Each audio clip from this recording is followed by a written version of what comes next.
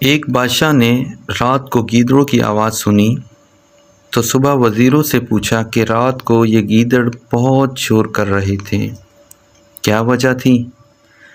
اس وقت کے وزیر عقلمند ہوتے تھے۔ انہوں نے کہا، جناب، کھانے پینے کی چیزوں کی کمی ہو گئی، اس لیے فریاد کر رہے ہیں۔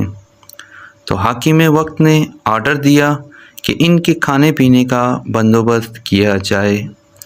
وزیر صاحب نے کچھ مال گھر بھجوا دیا، کچھ رشتہ داروں کو اور کچھ دوستوں میں تقسیم کر دیا۔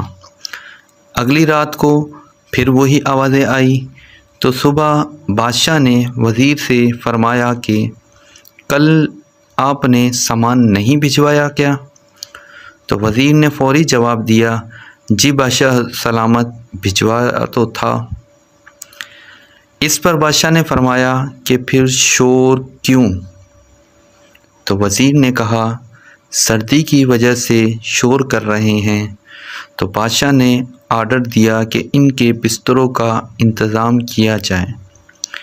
وزیر نے حسب عادت کچھ بستر گھر بھیج دیے، کچھ رشتہ داروں میں اور کچھ دوستوں میں تقسیم کر دیے۔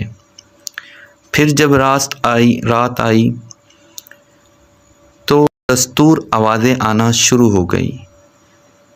تو بادشاہ کو غصہ آیا اور اسی وقت وزیر کو طلب کیا اور پوچھا، کیا تم نے بستروں کا انتظام نہیں کیا؟ تو وزیر نے کہا، جناب، وہ سب کچھ ہو گیا۔ تو بادشاہ نے فرمایا، پھر یہ شور کس طرح کا؟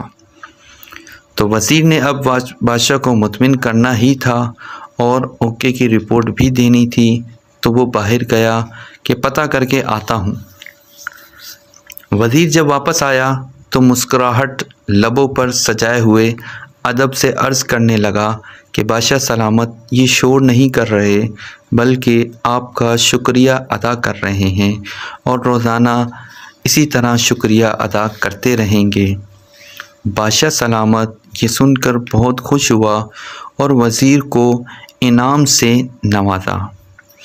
اب یہی حال ہے ہمارے ملک کا بھی کہ ملازمین اور عوام مہنگائی سے پریشان ہیں، مگر یہاں رپورٹ سب اوکے دی جا رہی ہے اور بادشاہ سلامت خوش ہیں۔